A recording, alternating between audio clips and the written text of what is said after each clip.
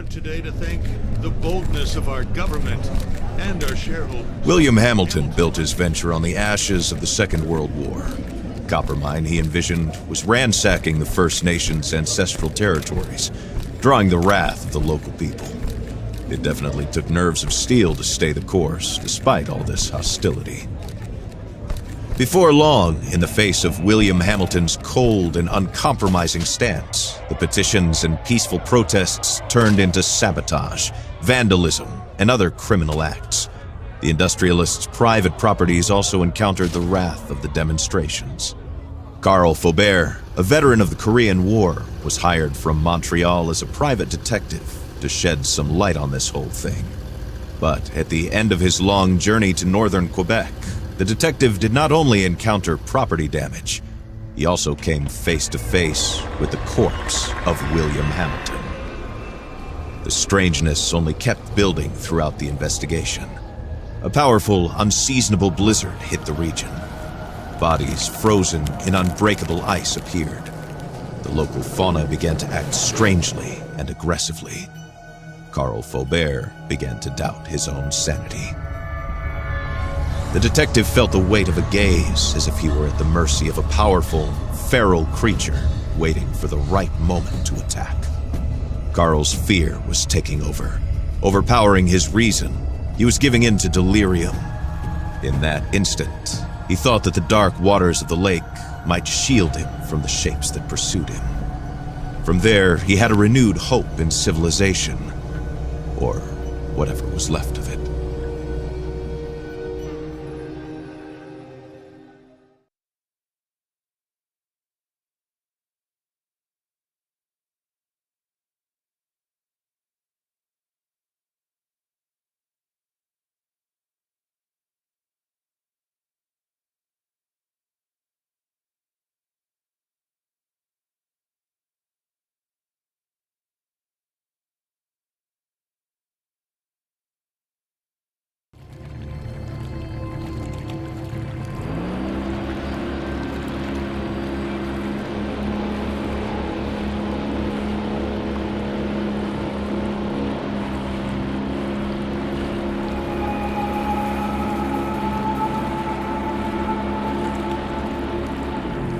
Carl knew that on one of these shores stood William Hamilton's lavish mansion, and there the detective had hopes of finding a way out of the area.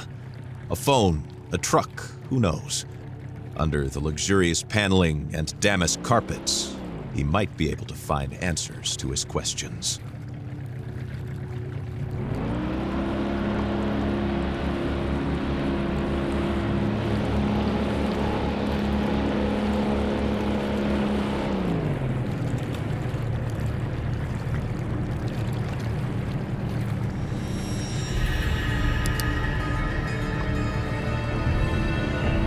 The detective wondered about the floating debris. Had it drifted out from the shore, or had it been abandoned there in the middle of nowhere?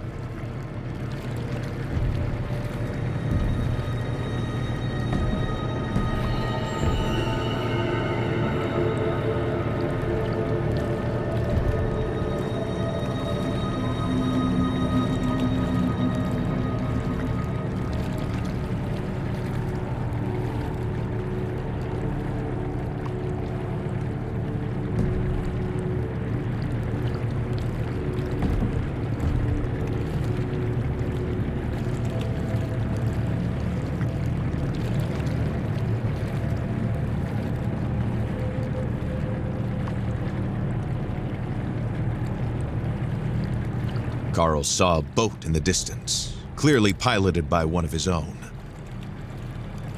Had he finally made it to civilization? His hopes were immediately drowned out by the sound of gunshots. Time to flee again, and fast.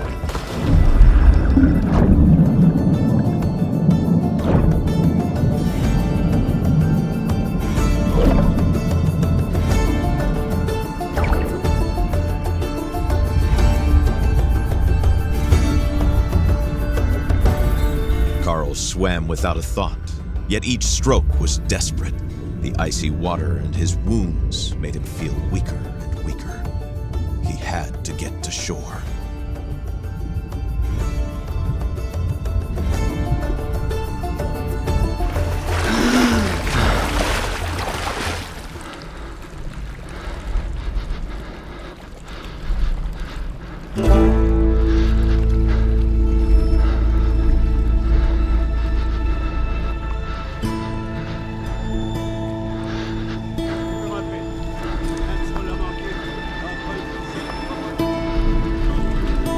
Bleeding and the hypothermia were tearing at Carl's poor body. When he finally saw a light in the distance, he was filled with a faint sense of hope. Could it be a refuge?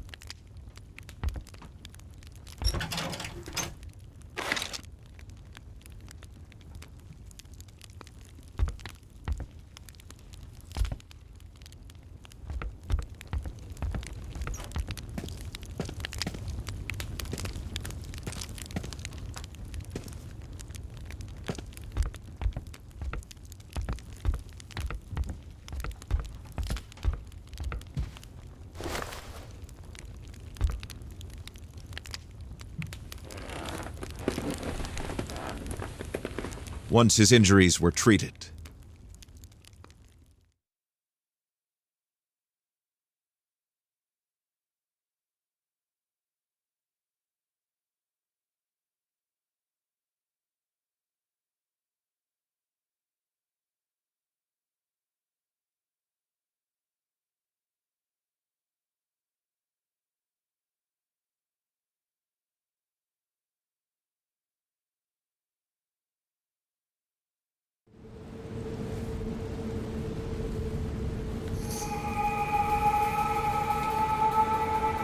Carl struggled to wake up.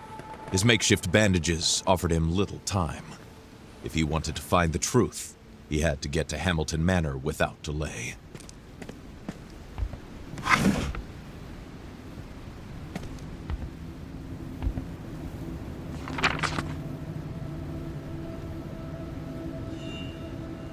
The journal was the rock to hold on to in a rushing waterfall of memories. A tool Carl was happy to have back.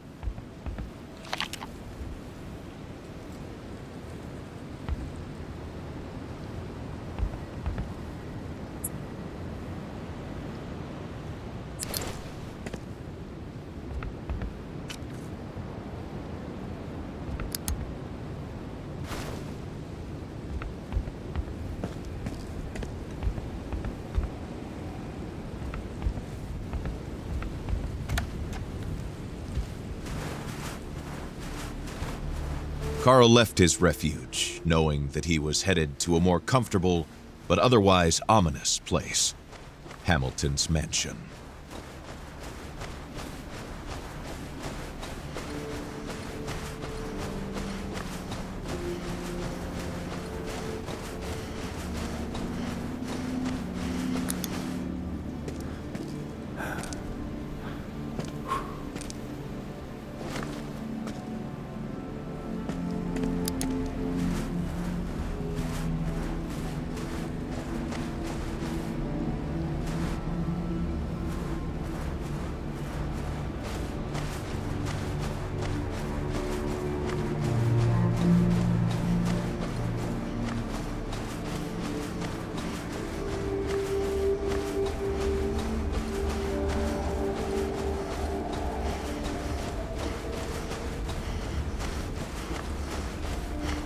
Out of all of the animals in Quebec's fauna, the wolf was perhaps Carl Faubert's favorite. Its nobility and beauty were matched only by its ferocity and intelligence.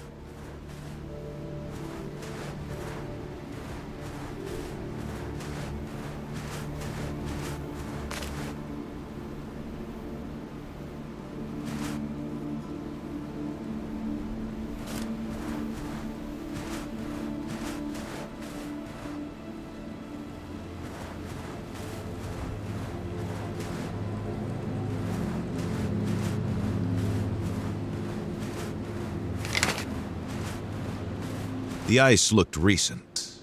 Better not test it.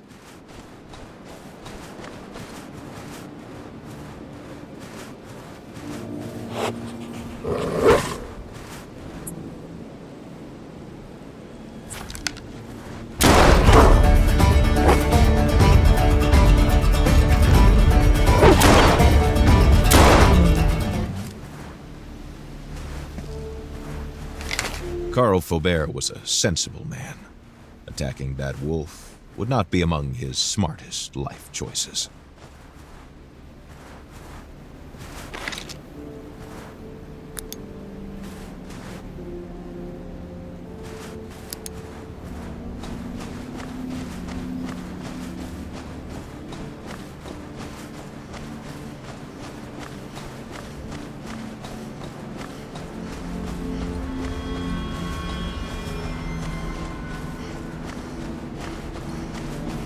Carl tried to put the horror into perspective.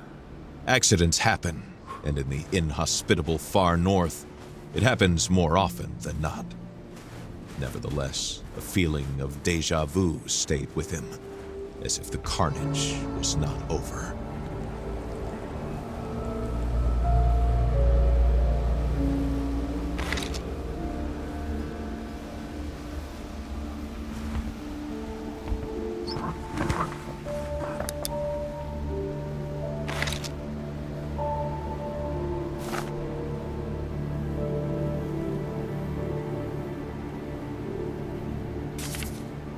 What were these mysterious fragments?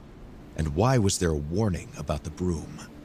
This letter raised more questions than it answered for the detective.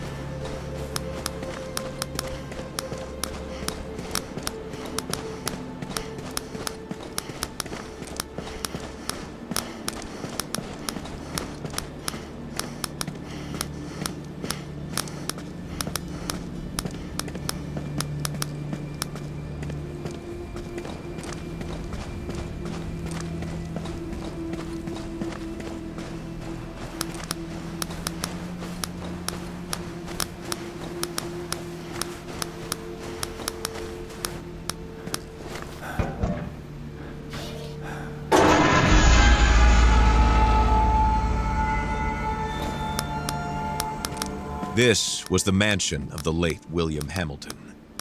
No doubt about it. There was no other rich industrialist in the area to have a sumptuous mansion built in the middle of nowhere.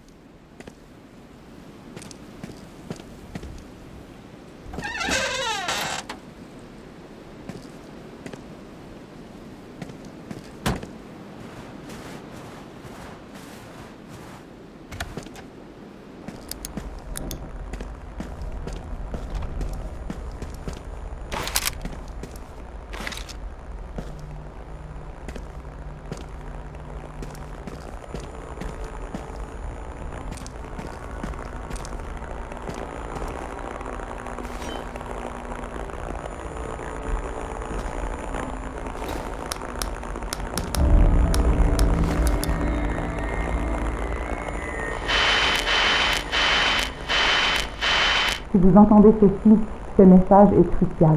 Trouvez un endroit où vous mettre à l'abri. Ne sortez qu'en dernier recours.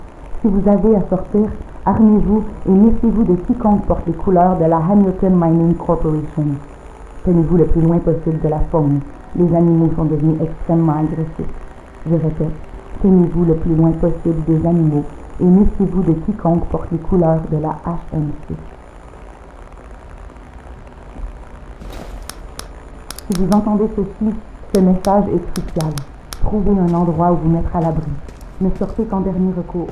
Si vous avez à sortir, armez-vous et méfiez-vous de quiconque porte les couleurs de la Hamilton Mining Corporation. Tenez-vous le plus loin possible de la faune. Les animaux sont devenus extrêmement agressifs.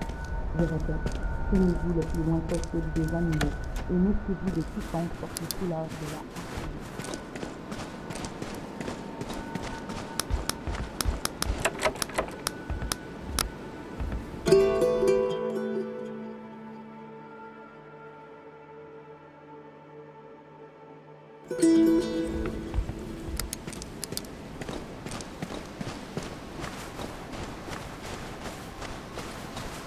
This letter, found in the cabin, mentioned a gazebo. The key to the mansion would likely be there.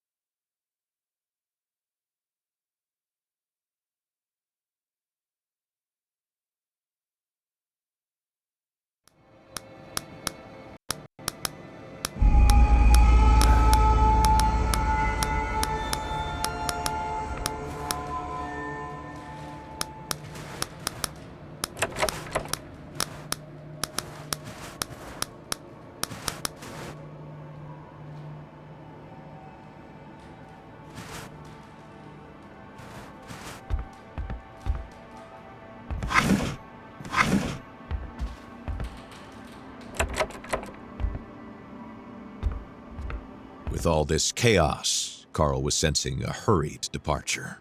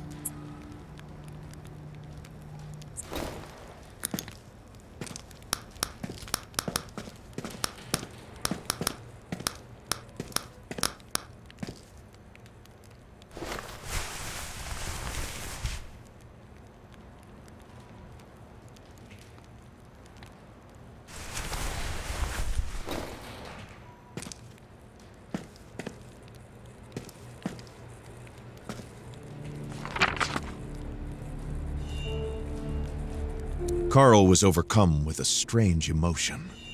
The crossword puzzle was in French, so he guessed it was the work of a Hamilton employee and not Hamilton himself.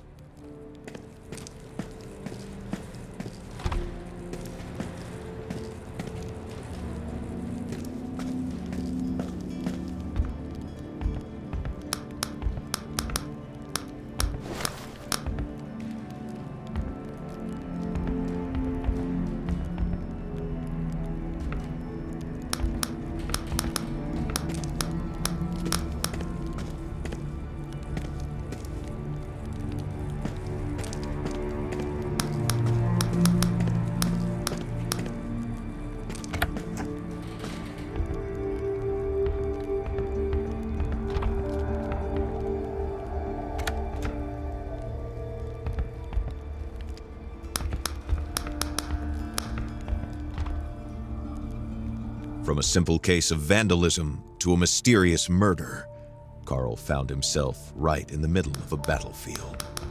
What could possibly await him now?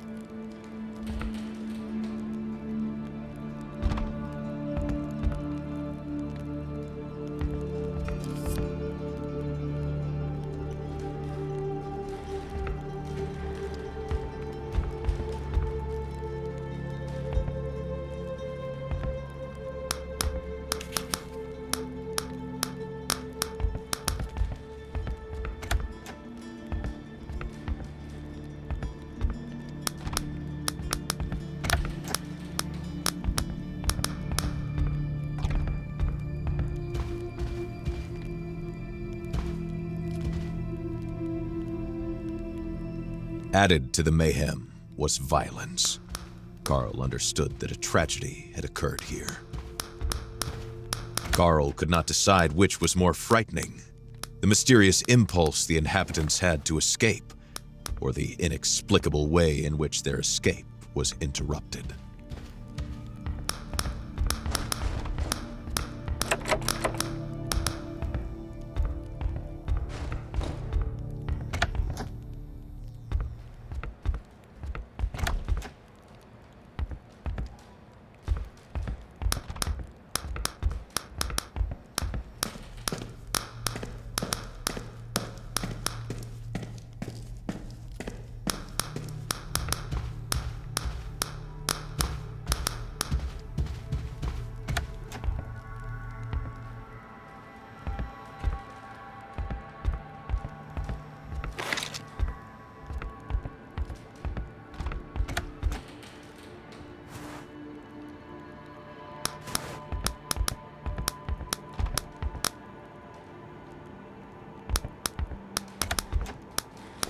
Carl could feel his muscles weakening, his breath wheezing, his body going numb.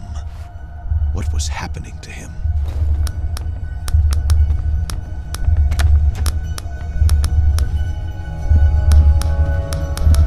The floor was rocking. The walls seemed to be running from Carl's hands as he tried to steady himself. Something was not right. Carl's thoughts were twisting in his head, making him dizzy.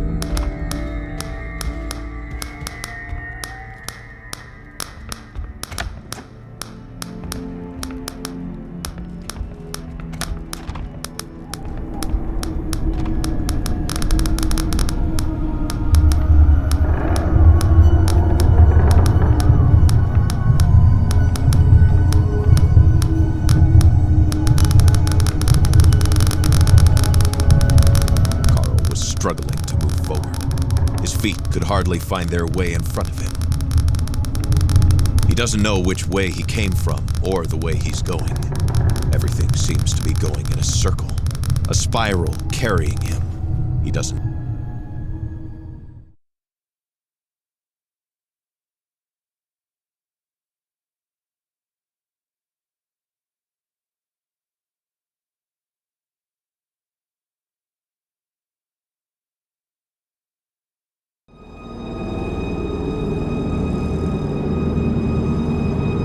Carl suddenly feels like he's waking up, but inside of a dream.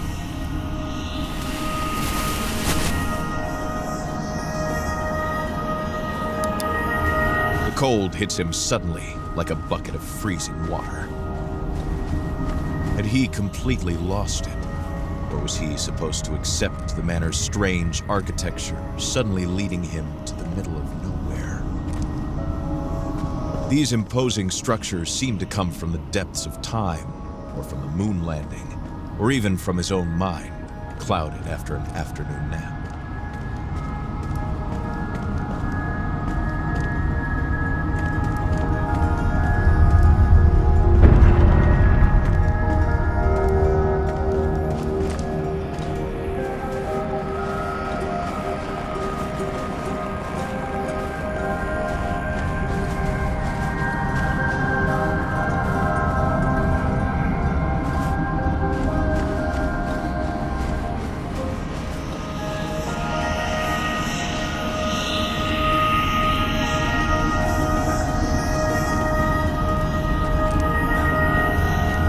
The detective had no idea how it worked, but the stone seemed to slide on the rails smoothly as soon as the totem pole was rotated.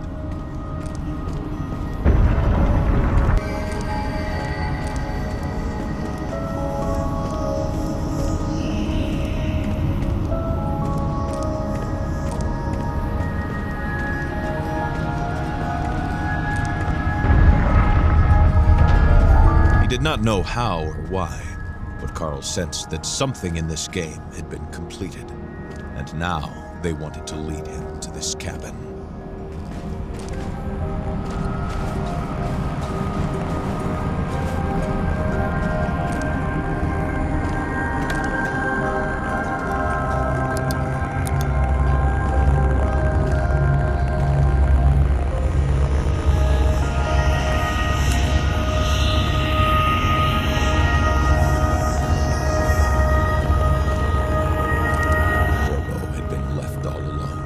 Abandoned to his fate.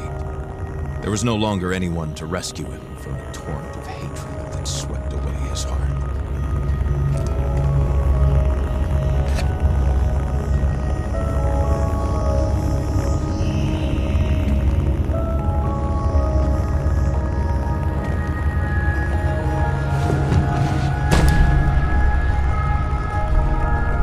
The detective felt like he was sleepwalking, pulled by a larger force towards the light that was calling him, as if it was asking to be set free. The stone that resonated in the room must have been one of the fragments HMC had been seeking. If he isolated it, Carl hoped he might come to his senses. The pulse of the stone invaded Carl's mind, and he felt a strange, dark presence take shape near him.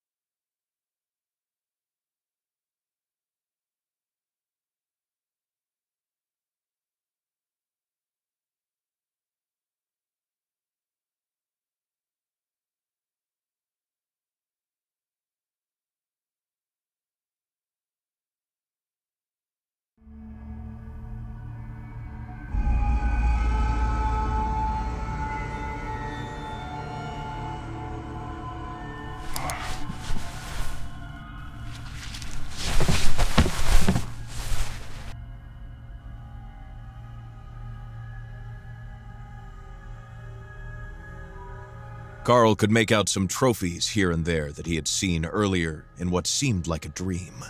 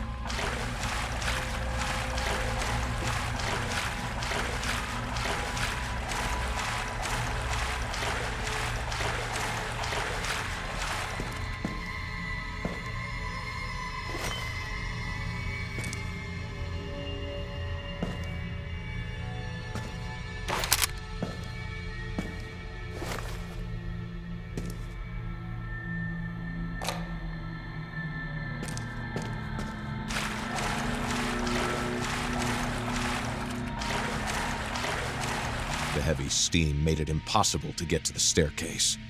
There had to be another way.